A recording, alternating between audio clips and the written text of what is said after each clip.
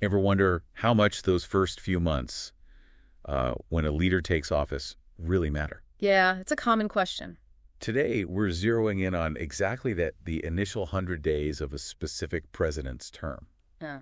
And, our goal isn't just to list what happened. Right. It's more about trying to understand the deeper shifts, the things that might have been set in motion early on. Exactly. We'll be digging into a critical opinion piece that looks at this early period. And this piece, it examines what it calls the president's core project, looking at the impact, well, both here at home and internationally. Think of it as a snapshot, maybe, of a new direction and what the analysis saw as the potential fallout. Uh-huh. So this deep dive is going to explore what the analysis calls the American Democratic Project under this leader. Okay. We're looking at the perceived challenges to it, how the balance of power within government might have shifted. Right, between the president and Congress. Yeah, and the courts, too.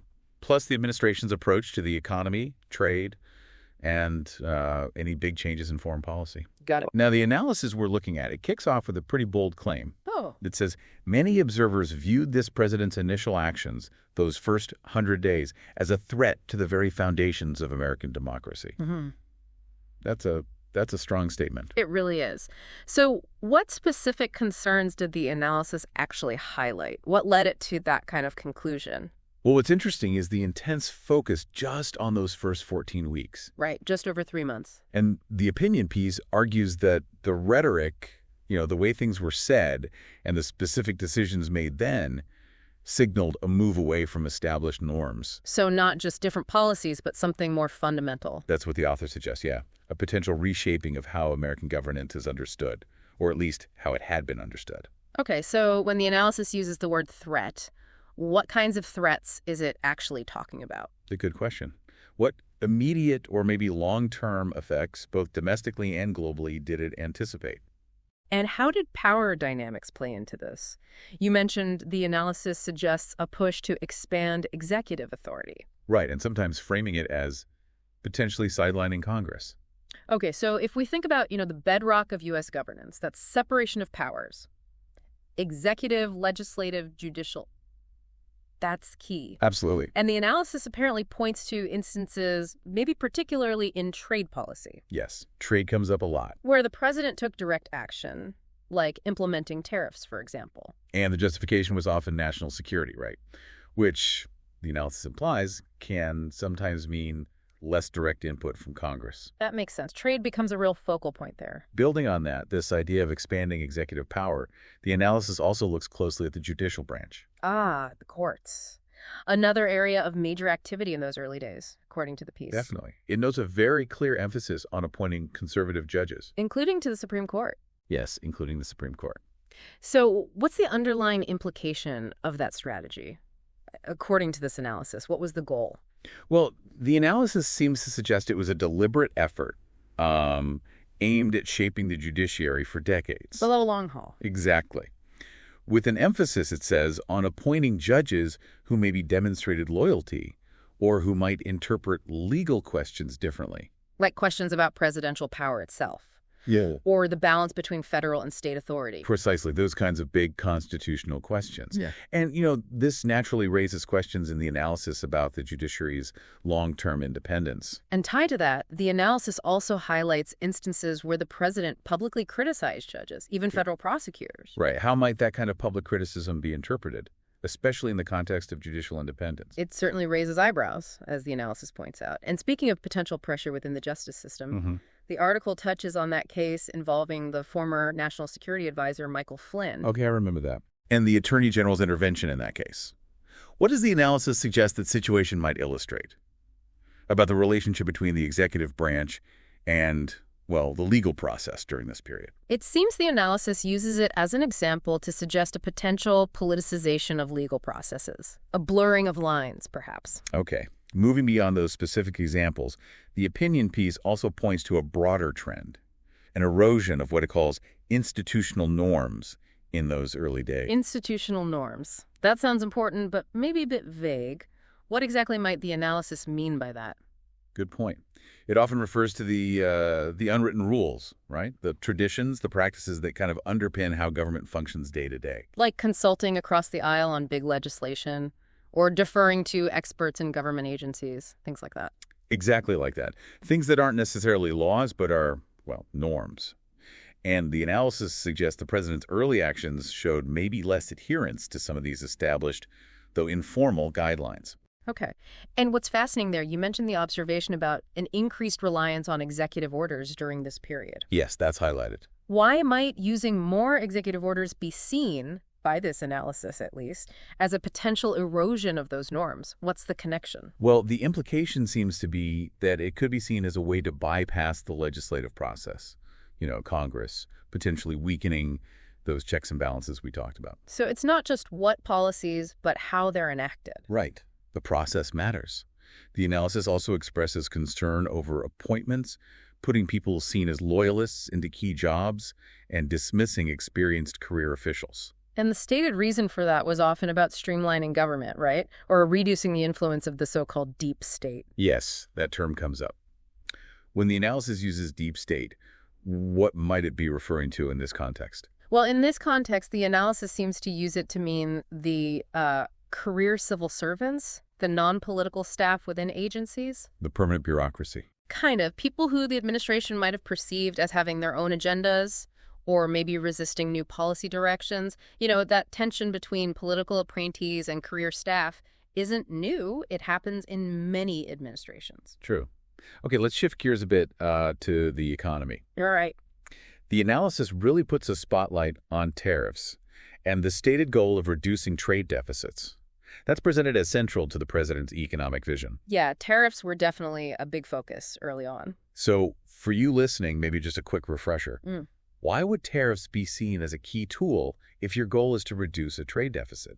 Well, the basic idea is that by making imported goods more expensive through tariffs, you discourage people from buying them. Right, and encourage them to buy domestic goods instead. Exactly, which in theory should reduce imports and help shrink the trade deficit. So tariffs are presented as this main lever. Okay.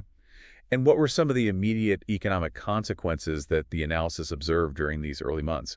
Did it work as planned right away? According to the analysis, not exactly, at least not initially. It notes that while the aim was shrinking the deficit, one of the first effects was actually higher prices for American consumers and businesses, because those imported goods or components used by businesses just got more expensive. Okay, so an inflationary effect. Yeah.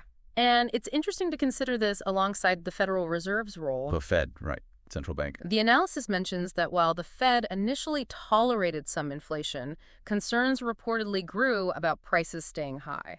And the tariffs were seen as part of the reason. They were considered a contributing factor, according to this piece. So for us listening, can you maybe quickly explain why tariffs might lead to inflation and how the Fed usually deals with that? Sure. Tariffs raise the cost of imports directly. But they can also let domestic producers raise their prices if there's less foreign competition. And businesses using imported parts might pass those higher costs on to consumers. Right, so prices go up. Exactly. And the Fed. Its main job is to keep inflation low and stable, usually around 2%. If inflation gets too high and stays high, the Fed typically raises interest rates. To cool down the economy. Correct. Make borrowing more expensive, slow spending, and hopefully bring inflation back under control. Got it. So this America First trade policy, as the analysis describes it. Prioritizing national interests in trade. The analysis suggests it didn't just affect the U.S. economy, but had these broader international implications, like affecting long-standing relationships and maybe even the global economic order. Yeah, that's a big theme in the piece.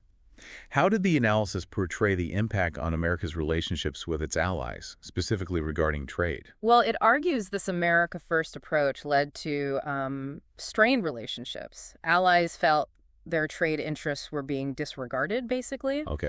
And it also suggests this created a sense of uncertainty about the stability of the whole post-World War II global economic system. This is built on cooperation, trade agreements. Exactly. Built on certain agreements and principles. The analysis argues the president's approach called some of that into question. And did the analysis suggest this created openings for other countries? It did. It specifically mentions China, suggesting this shift might have given China an opportunity to, position itself as a more reliable, stable, global partner on the international stage. Interesting perspective. And that feeling, that America First idea, it also extended into foreign policy more broadly, didn't it? Absolutely. The analysis highlights a certain skepticism from the administration towards international institutions and long-standing alliances. Okay, so what were some of the key shifts or signals in foreign policy during those first 100 days that the analysis points to? Well, it observes a weakening of trust with traditional allies, as you said, and a more transactional approach. Transactional, meaning? Meaning relationships were increasingly framed in terms of direct, immediate benefits for the United States rather than maybe shared values or long-term strategic partnerships alone. And we see this reflected, according to the analysis, in examples like a perceived reduction in the U.S.'s commitment to NATO. Right, the North Atlantic Treaty Organization. Yeah, and also the withdrawal from certain international agreements. How might those actions, in the eyes of the analysis, have impacted America's standing and influence globally? The suggestion is that it diminished trust and perhaps made the U.S. seem less predictable or reliable as a partner, potentially reducing its influence over time. And the Middle East was another area where the analysis noted a potential shift, right? Focusing on certain partners more than others. Yes. Can you elaborate on what the analysis suggests about those changes in Middle East policy during that initial period? Well, the analysis points to a greater emphasis on strengthening ties with specific partners there. Israel is mentioned as a key example. Okay. And the analysis suggests this shift, this focus, potentially came at the expense of maybe broader regional stability or efforts aimed at more comprehensive conflict resolution involving other parties. So prioritizing certain relationships over maybe a wider regional strategy. That seems to be the interpretation in the piece. So as we sort of bring this all together, the analysis we've explored today, it really paints a picture of a presidency that right from the get-go aimed for pretty significant changes. Yeah, changes that, according to this view, could alter the course of American democracy and its role in the world. What's the overarching concern that the analysis ultimately leaves you with? I think the main conclusion is that these initial 100 days signaled a really fundamental shift in American governance. A shift with risks. Exactly, raising concerns about potentially weakening democratic institutions here at home and maybe a decline in America's standing and influence on the global stage. According to the opinion piece, what are some of the potential long-term consequences it foresaw from these early actions?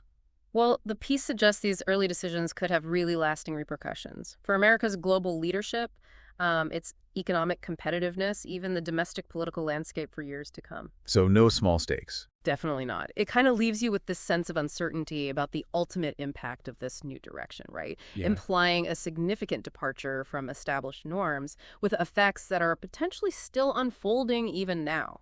So to recap for everyone listening, this deep dive into one analysis of the first 100 days really highlights a period of significant change. And it offers a critical perspective on what the potential consequences might be for American democracy and its place in the world. Yeah, it definitely encourages you to think about all the different dimensions of that early period. Like the evolving balance of power inside the U.S. government, the shifting dynamics in international relations. And maybe even the fundamental principles guiding American leadership. So thinking about all that, what's maybe one key question that this analysis leaves you, the listener, to consider about the long-term impact of such early shifts in how a country is governed? I guess it really makes you wonder about the enduring effects, doesn't it? How do those initial moves, those first signals, continue to shape the future trajectory, not just of the country itself, but also its role in what's clearly an increasingly complex world? Yeah. How much does that initial tone and direction really set the stage for everything that follows? It's definitely a lot to consider. Food for thought.